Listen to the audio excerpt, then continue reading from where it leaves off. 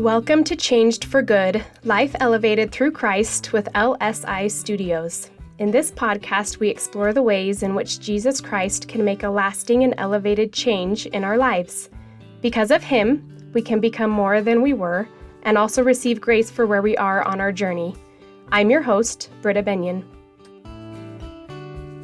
I am excited to have Matt Heath Van Horn here tonight, and he has a very cool story to share, and he's also very valiant, strong, has good, strong testimony too, which is fantastic. So thank you so much for coming and being here. Thank you for having me. Yeah, so I think we can jump in with your history of maybe growing up a little bit. Why don't we start there, Sure. And let you tell us, and then I want to get into where you are now. All right. I grew up in a small town in Minnesota, 350 people. It's a farming town. Mm-hmm. Not a great childhood, which is fine. Never went to church as a kid. I think I was baptized Lutheran, but I can't swear to that.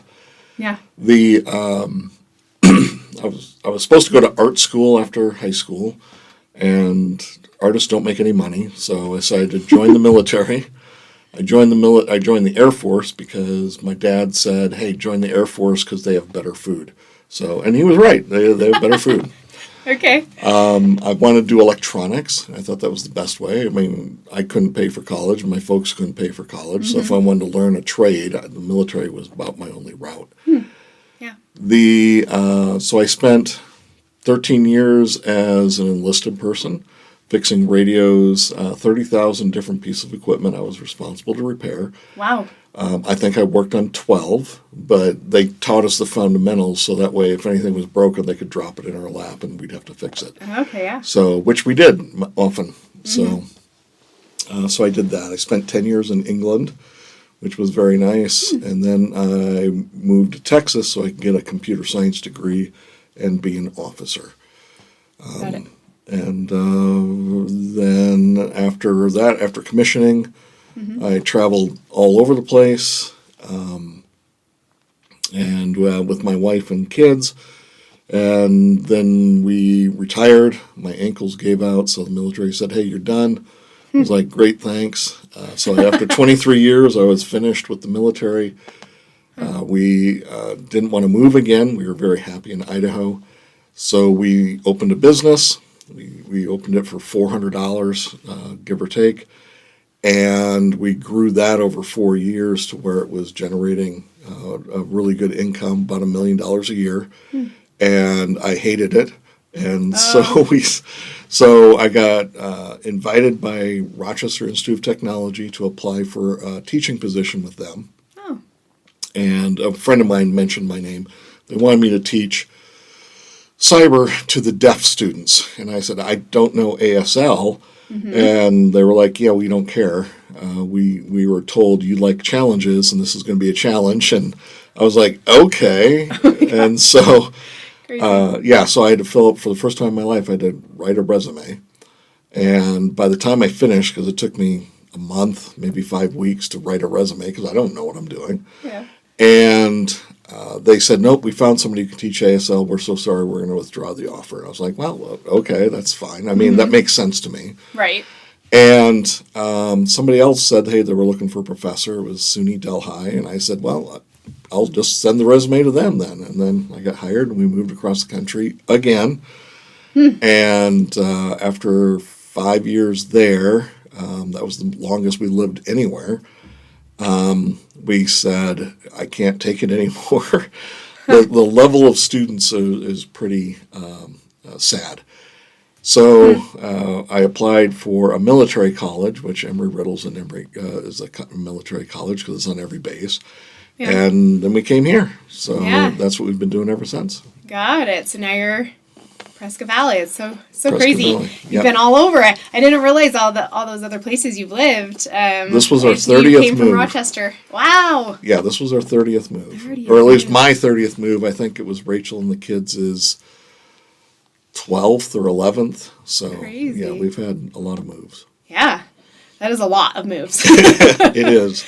bless your hearts. But, and that's how it goes for a lot of people, though. A lot of people It does, do that. yep. And, and it works. So, okay, well, I know you have, so you mentioned that you didn't grow up going to church or doing anything along those lines. Where did religion weave its way into that story? That's a whole different story. So I was married before, and I got my orders to be a commissioned officer.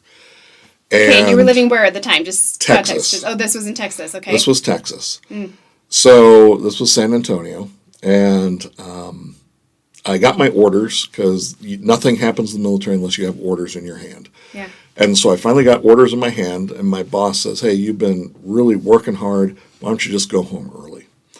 And I said, "Wow, okay," because that never happens, but at least not in my history. And I went home early, and I got to our apartment. It was an 800 square foot, 2-bedroom apartment. And I opened the door, and my wife was there in the kitchen because you could just see through the house. It wasn't anything big. Mm-hmm. And she turned around and she pulled a gun on me. And she tried to shoot me. Oh, wow. And I didn't know what to do. And it was one of those things where a lot of things go through your brain at once. And instinct took over, and my training took over. And I closed the distance between me and her, and I had to disarm her and physically restrain her. I never thought in a million years I would have to lay hands on a woman, let alone my wife. Yeah. And I subdued her, and I tried to call the police. She ripped the phone out of the wall. And so then I had to hold her while I grabbed the cell phone that was close by. And I called the police, and when I called them, I knew this is it. My whole life is over. There's no way that whatever's going on, because I still don't know what's going on, but whatever it is that's going on, they're not going to believe that I had nothing to do with it. I mean, it's an 800 square foot apartment. It's not like you can keep secrets in a small place like that. So what happened after that was the police came, and they took me aside, and they put me in the front of their police car. Mm-hmm. They kept us apart, and they talked to her forever. And I was just sitting there, and I have no idea what's going on. Finally, the one police officer comes out, and he says, he goes, "Look, this is what's going on." He goes, "I think you should know. Your wife has been cooking meth in your apartment." And I'm like, how is this even possible? And he goes, "Well, unfortunately, this is not new in this area. This is unfortunately becoming very commonplace that the spouse that works comes home and the spouse that isn't is making the meth." Mm-hmm. And I said, "That's just horrible." Anyway, he said, "Sadly, this usually takes the same path." He says, "Your wife is very attractive, and before they start making, they will prostitute themselves for a while. Wow. And then before they do that, they'll run up bank accounts and things of that nature." He says it always follows the same pattern. He says most of the time there's like a utility shed or something where they're doing it. This is the first time he saw someone doing it in an apartment. But when you startled her, because she airs it out at 2 o'clock and you came home at like 1:30, she didn't know what to do, so she was going to kill you. Wow. Yeah. Wow. And I'm just like, swell. So scary. Yeah, that wasn't pleasant.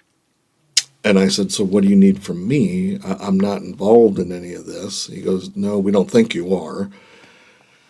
But we can't just take your word for it." I said, "No, I understand." I said, "I'm in the military. I was in uniform." And they said, "Hey, you need to call your supervisor, and you probably need to call your first sergeant." So I did. A couple hard phone calls, and I said, "Hey, I'm here. I came home to a meth lab in my house, and the cops have me. What do you want me to do?" They said, both of them said, "We're on our way, because what do you do? There's nothing to be done." And remember, my supervisor is the one who sent me home early in the first place. So it went from, wow, this is the greatest thing. I got a troop that's going to be an officer to now he's dealing drugs. What's going on here? Yeah. The military is not a very forgiving organization. The Air Force is usually one mistake, maybe. And if you make one mistake, you're out. Something like this is not a mistake. This is huge. So I'm sitting there. The police officers came back out and they asked, hey, do you have life insurance policies on your kids? I said, well, yeah, of course. I mean, and he goes, okay. And that's all he said. And then he left and then closed the door. And I just went, what was that about? Well, apparently they found out, and I'm telling the story a little out of order, but they found out that she was hoping that that's why she was doing it at home, so that way they would die and get the insurance money so that way she could have money. And I'm just like, who does this? And we had a daughter together. She was 4. And I had a stepson who was 12 at the time. But he was in England visiting his father. So at least he didn't get to see all that nonsense. Now it's getting late, and the daycare center's calling every 15, 20 minutes. Where are you? Well, I'm not even answering the phone. The police are answering the phone. Mm-hmm. And so they're like, we can't leave because we still have a child here that you're not picking up. And the police go, well, we can't tell you what's going on. We can't tell you what's going on, blah, blah, blah, blah, blah, blah, blah. And finally, they came out and say, you need to go get your daughter because the lady at the daycare center keeps calling. I said, okay, you're just going to let me go? Get her. You come right back, otherwise we're not going to let you go. And I said, got it. I said, it's just down the street about 15 blocks. I'll get her and come back. They said, okay. So that's what I did. I went and got her. I had to explain to the lady what happened because she was angry. And, it was like 2.5 hours late. Wow. And I explained to her, and she was very understanding at that point, but it was just like, I have no idea what I'm doing. So I picked up my daughter, drove her back, and then the cops were there, and the detectives wanted to talk to me. And I was like, oh, man, now what's going on? And they confirmed that my wife had been doing exactly what the pattern was, and that she had been prostituting for like 8 months. She had been making meth in her home for about two months. And that, the poison was even though the smell goes away, the poison is still there. So now I need to go to the emergency room. I have to get tested for STDs. I got to get the kids tested. I got to call England and have the boy tested to make sure everything is kosher with them.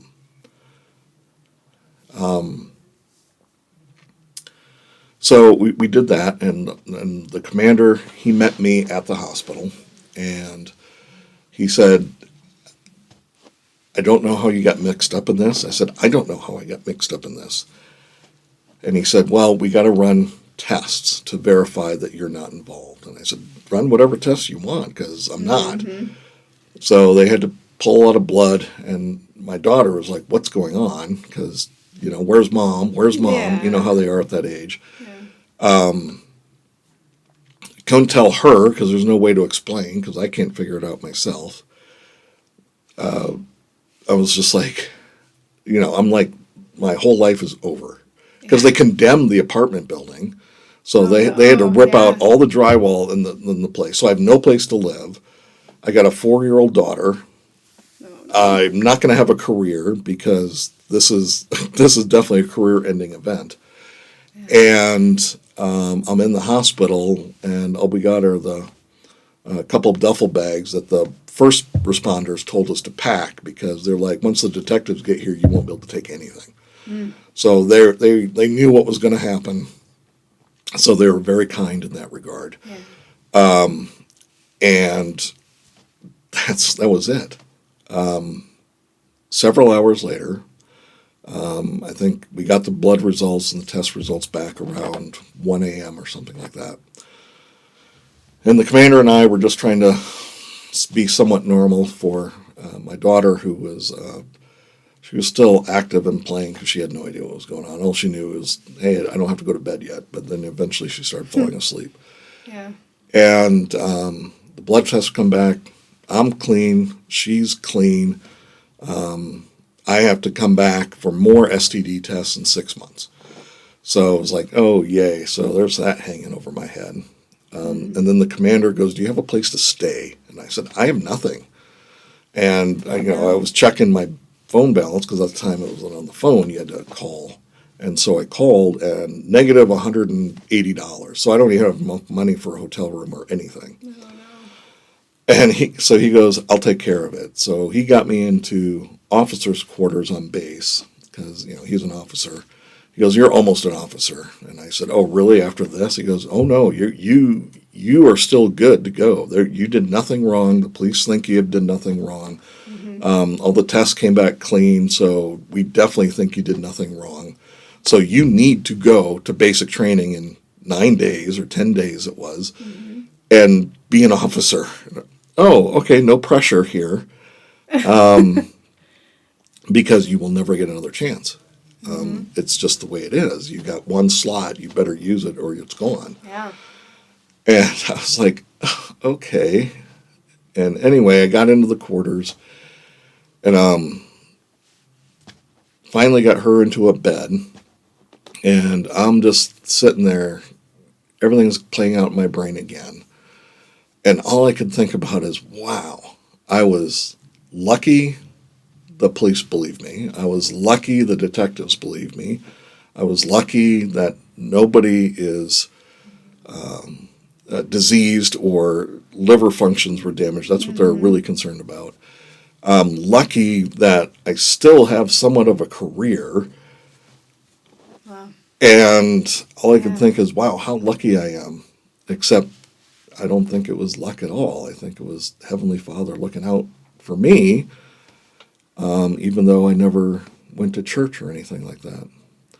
When I got to OTS, Officer Training School, there's a lot of running involved, and I started getting difficulties, which I hadn't known was a problem until with all the running that was involved.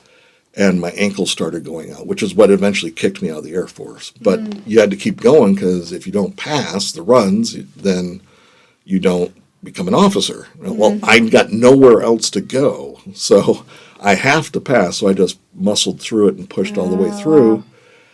And that was a mistake because that caused me, they still hurt today. There's nothing. But I pounded them into dust. There's nothing left in my ankles.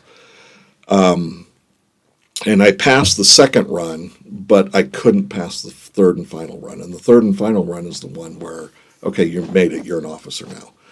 And I couldn't pass it. And I was completely devastated. Yeah. I was like, I got no home. I got nothing. At least I'm getting paid for being at OTS. But it turned out that I had like $40,000 in debt that I had no idea about. So I'm a little anxious about that. Anyway, when I failed the third run, I didn't know this, but my classmates went to the commander and said, this guy needs to be an officer. And he has made the run, it's just he's broken. And the commander said, you know what, you're right. He says, if 15 of you come here to see me about this guy, he needs to be an officer. And so I became an officer. And it was right then and there that I knew, okay, this is not luck anymore. I am not that great of a guy where people stand up for me. It's just not, it doesn't happen. I'm a big nerd, and that's just the way it is. And that's when I knew God was looking out for me. The problem was I had no idea what to do about serving God at all. Zero. So I got to my next base, and the military's always taken care of me. So I went and opened up the paper for church services. I said, this is what we got to do. We got to go to church because at least I know that much. Well, of course, there's 14 different services on base, 3 different chapels. And I'm just like, what the... how do you decide, you know?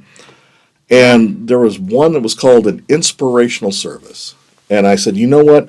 I could use some inspiration. Let's go to that one. That's how we did it. And my daughter was like, okay, because she's happy and bubbly. She's much different than I am. And I said, okay, so we went. And we got there. I did not realize this. This is a black church. Oh. But it was okay. They didn't. There was nothing. I didn't care. They didn't care. Actually, I didn't even notice till we were about 30 minutes into the service. And I was just like, I think one of these things don't look like the other. But it was fine. They had, during their announcements, they needed somebody who could run the soundboard for the band, for the church band. And I got trained at the PV Music School to run sound for bands. And I said, okay, this has got to be the place I'm supposed to be. They need somebody. I've got 2 years of training. Yeah.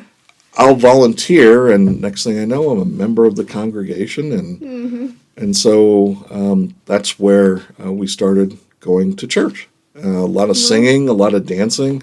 Some inspiration, I'm sure, right? A lot of inspiration. No, I love it. It was great people. Oh, that's cool. Yeah, I had no problems with that. Yeah. But a friend of mine, we became friends because he was my sponsor in Nebraska. He invited me and my daughter over to eat at his place because I ate out all the time. And it's just, she got to eat free everywhere because she's under 5. And it's like, the only thing I know how to make is farm meals, and that feeds like 15 people. So it doesn't work. So he was like, hey, instead of eating out tonight, why don't you come and have dinner with me and my wife? And I said, okay, I can do that.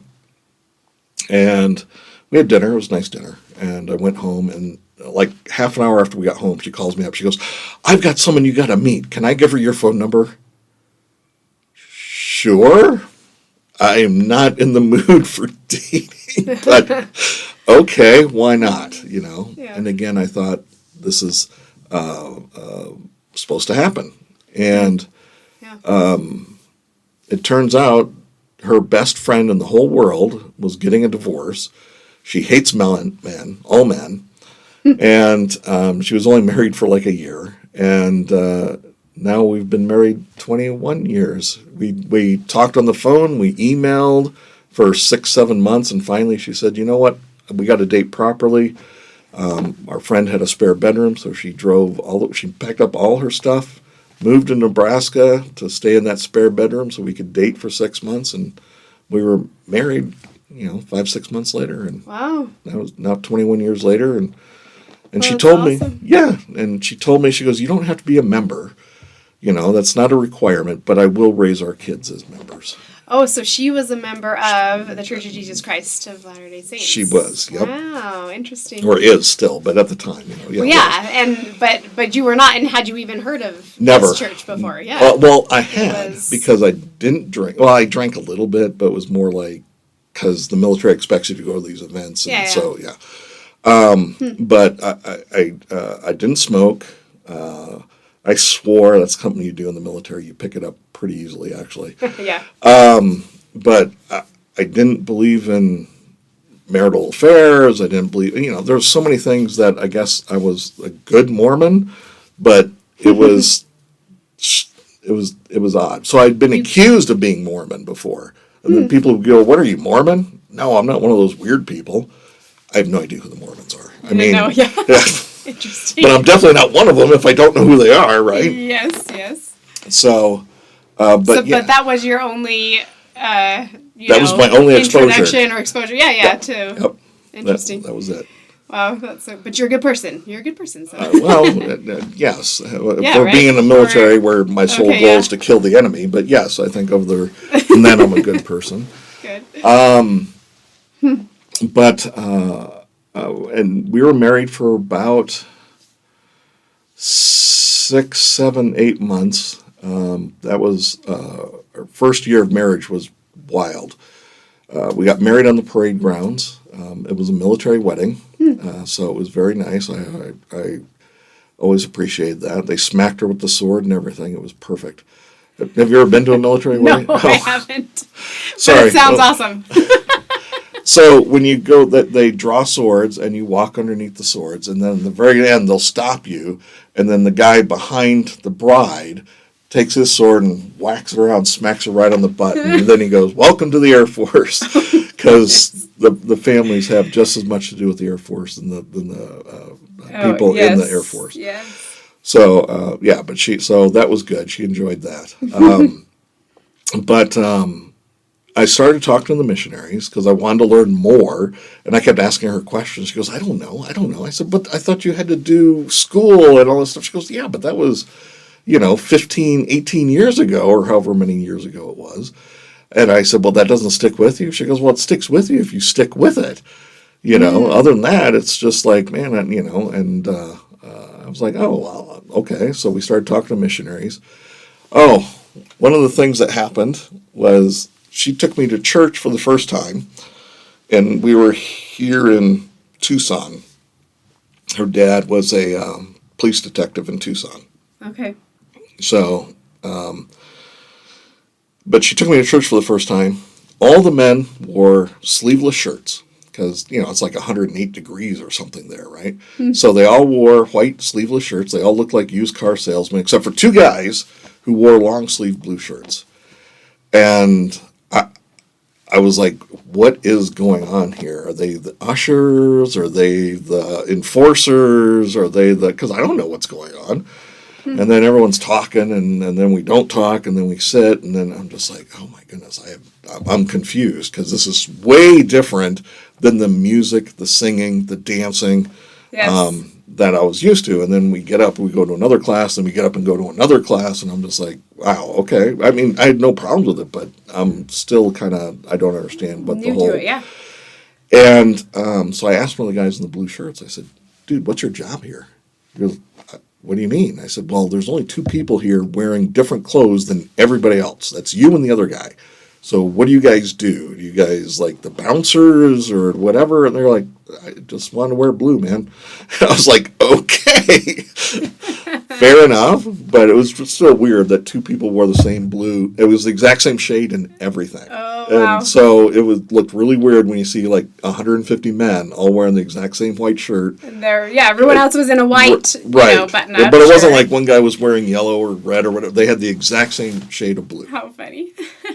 The second time I went to church was in Nebraska, and my wife is very social. I am not, but I can't hear and I can't see, so I sit towards the front most of the time. And so she was talking, so I said, well, I'll just go sit down. Yeah. And this guy in the second row, he turned around and he was talking to me, and he goes, hey, would you like to give a speech next week for something? And it was a state conference. And I've been public speaking my whole life. So I was like, sure, I'll give a speech. Just tell me what it is on. And my wife heard just a little bit out of her ear. And she goes, wait, what did you just agree to? I'd leave you alone for a minute. Next thing I know, you're doing something. And I said, well, this guy wanted me to give a speech. And she goes, did he say a talk? And I said, well, yeah, I think it was a talk, but he hasn't told me the subject yet. And she goes, he's not even a member. So... that was another indicator that maybe I was in the right place if the state president thought I was a member and just turned around and asked if I would speak at state conference. You haven't even been baptized yet or nothing, anything, but you're just going. You're going to church. I am going to church. That was your second time, right? That was my second time going to church. So great. Wow. But a year later, I did get baptized. After going through the missionaries, asking tons of questions. I think I went through 6 or 7 sets of missionaries. And then when they announced my baptism, everybody there was like, he's not a member? Right. I was like, no, I'm not a member. But yeah, I read the Book of Mormon. I thought it was one of the greatest scripture I've read. Mm-hmm. I still don't think I've gotten all the way through Old Testament, but I've definitely read the Book of Mormon a couple times now, and honestly, it answered any question I possibly had about God and Jesus and the church and the restored gospel, and it was just amazing. And now I focus more on the Old Testament and the New Testament because I never grew up reading either of those books. But the Book of Mormon I can read in 4 months, and it's like, okay, yeah, I got that. Let's go back and because they always refer to events that happen in Old and New Testament. Right, so you want to be familiar with them. Right, Yeah, and so because otherwise I'm just there nodding my head. Oh, everybody remembers Job. No, I don't. Right. And yet, I mean, obviously, in all Scripture, there's always so much we can get out of it, no matter how many times you read it, which is what's one of the most beautiful things about it. So, because the Spirit can speak to you in different ways, depending on the phase of your life. And so, yeah, like, and any of that study is gold. It's, you know, it's powerful. It is. That's awesome. So, and I've been a faithful member now for almost 20 years. We've been married in the temple. We got sealed in the temple. We were married on the parade grounds, but we had to wait until I got baptized to get sealed.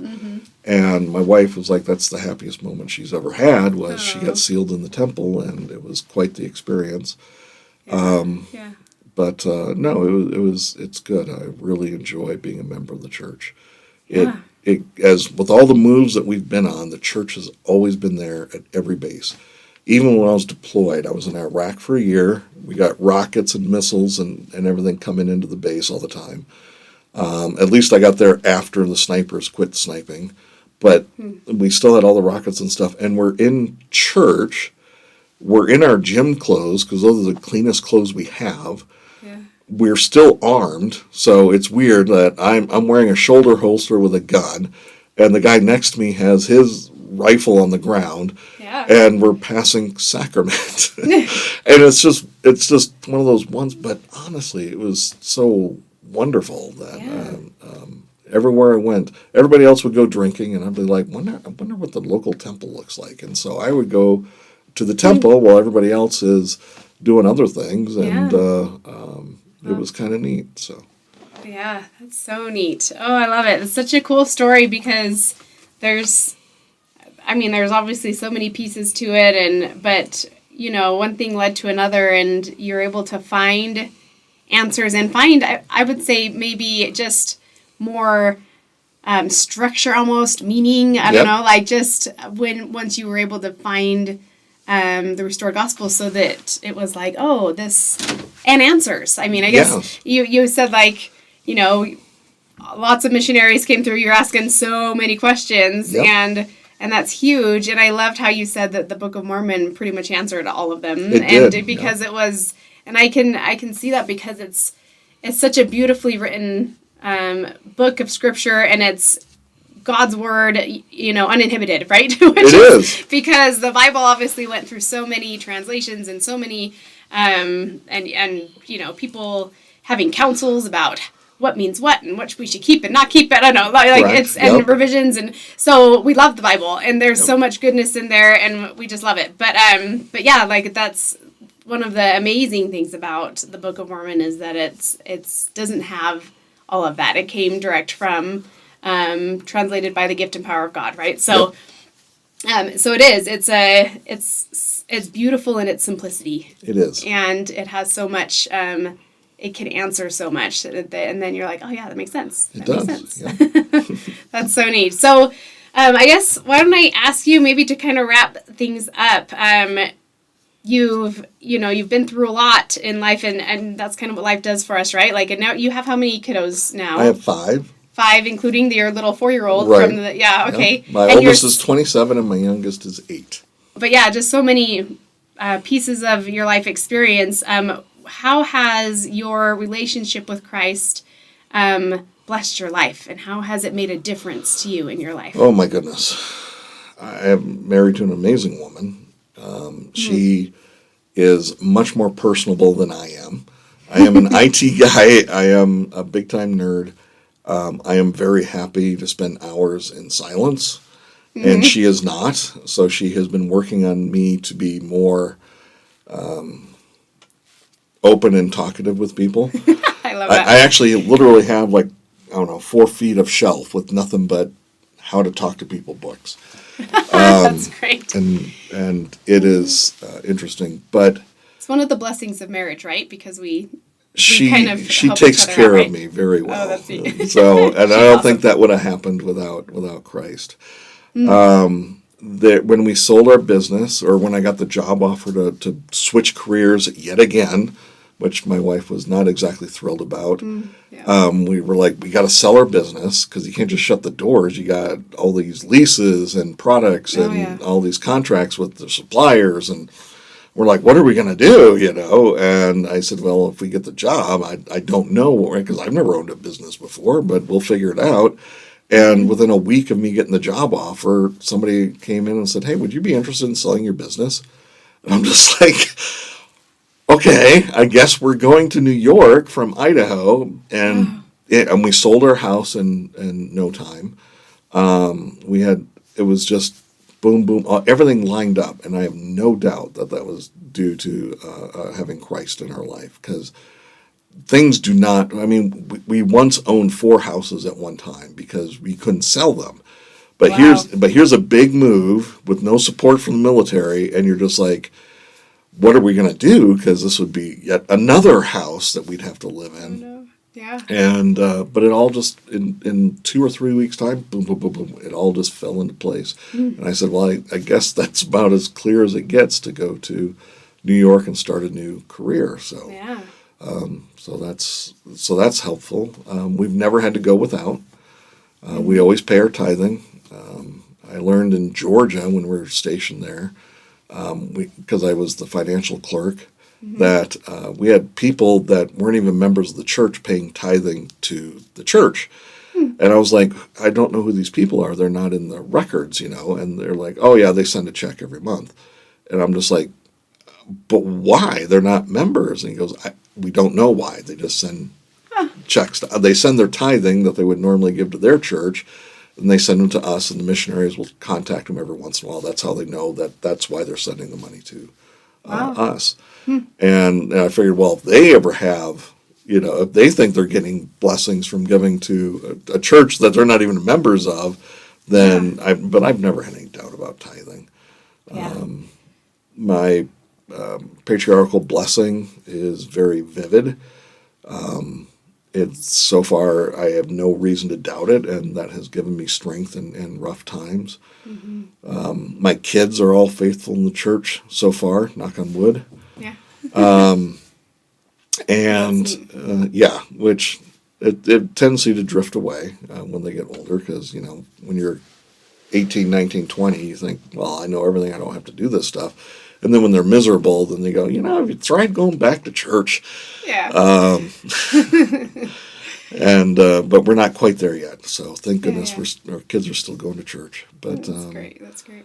But no, we haven't had any major illnesses. We've never had any conflict like I had before I joined the church. But we've had our ups and downs. But generally, we know we're going to be okay because we're following Christ, and life is going to be great. It might not be the direction we wanted, but if we listen, we can go in the direction that is provided for us. Yeah, that's so good, because I think that you're just kind of going through all these little things that you can see, especially looking back, like, oh, this is God's hand, Yes. He's in all of it, and all of those seemingly small things that seem, and sometimes people don't even recognize that as, God being a part of their lives, blessing them, but it's true. And when you do follow Christ, I think you said it kind of almost in a passing way, but like it brings a peace and a comfort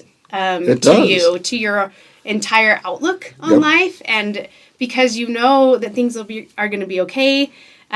Yes, there's ups and downs. I mean, it's life. I think there's ups and downs. Yeah, all of us get that, right? Like it's true, because things could be going fantastic, and then there's going to be some sort of hiccup, and so but I love that about Christ and about His gospel is I feel like when I am turning to Him in any of that hard stuff, I can see a little bit more hope and light, and I'm like, okay, and I've got my faith back in track, and it definitely blesses your perspective of life, and you're reminded that I'm going through something hard, and yet it'll be okay. It really will. It'll be okay. It'll be okay. It's like I tell my students that they go, wow, this is so hard. And it's like, look, nobody learned anything from success.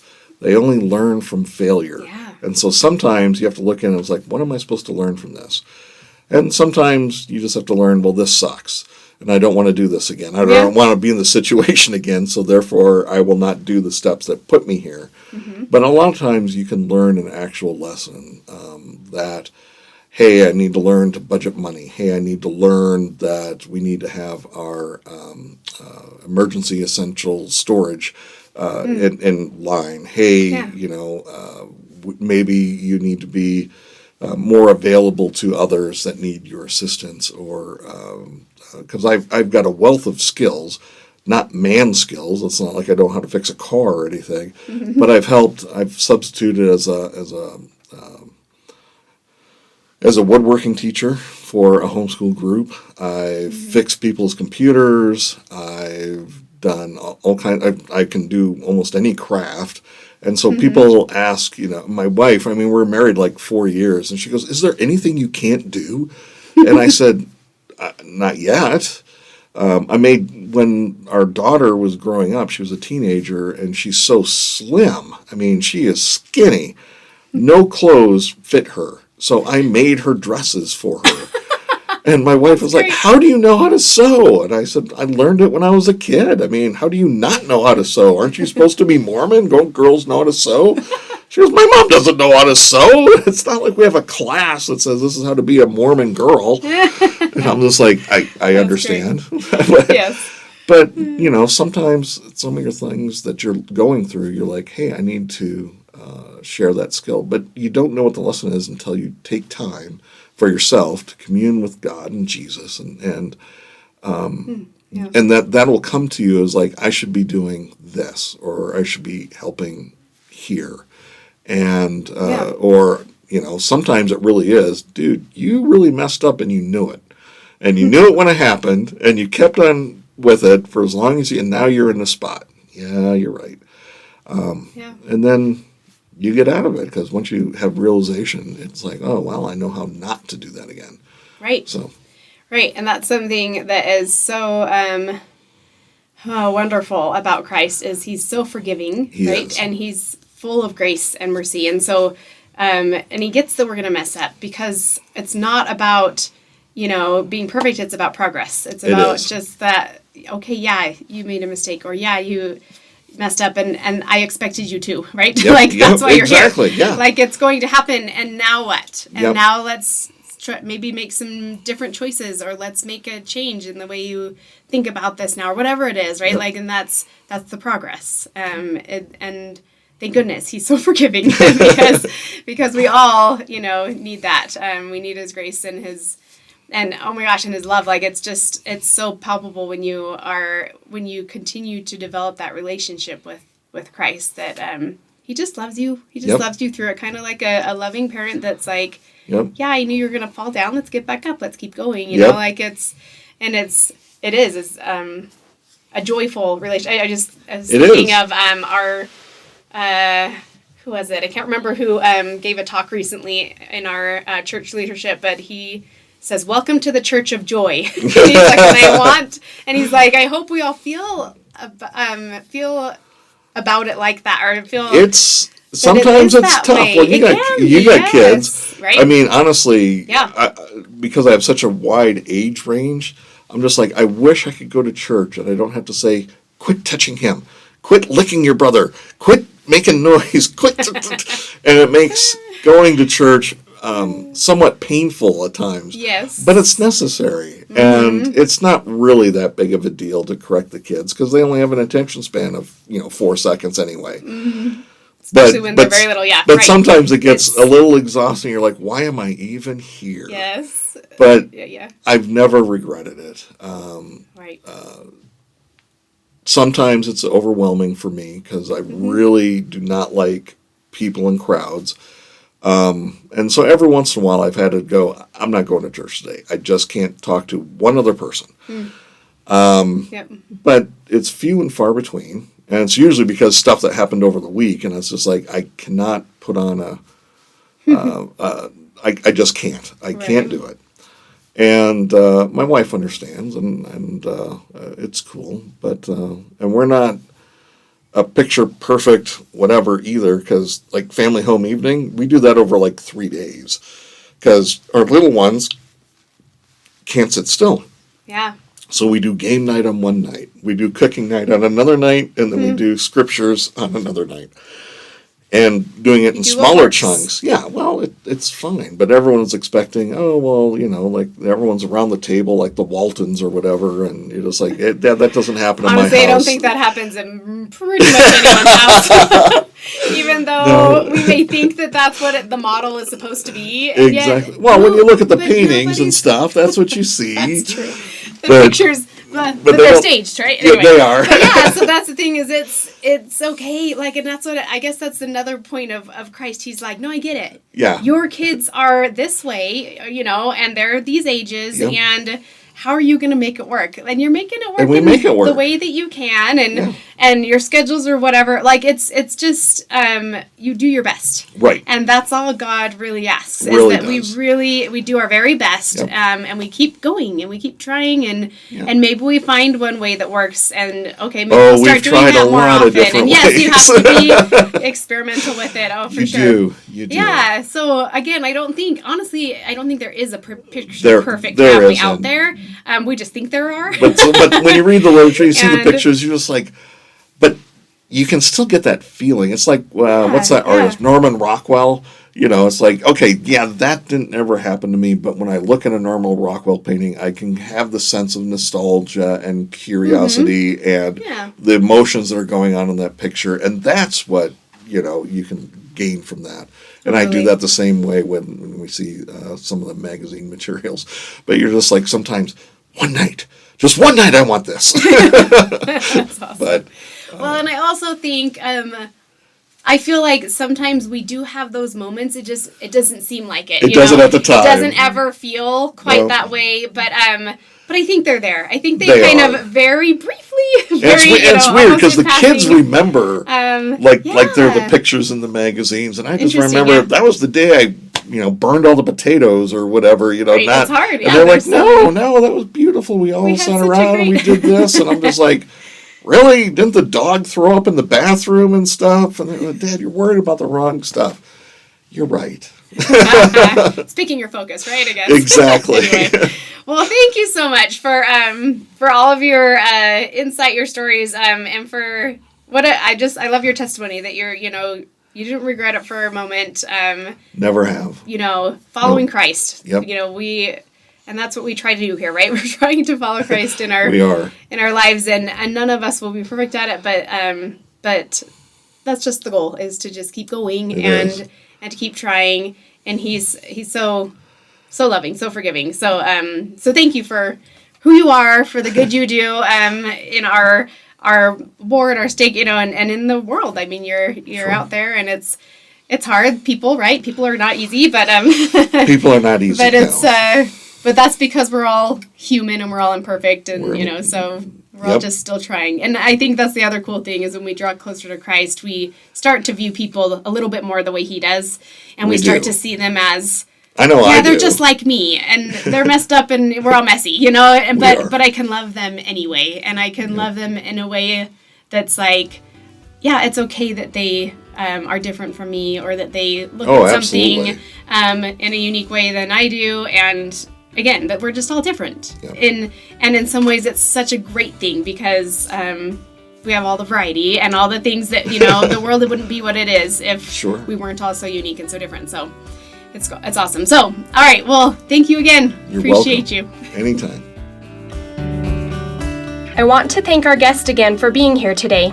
I pray that as you listened, the Spirit whispered to you the specific actions you can take as you move forward in your daily life.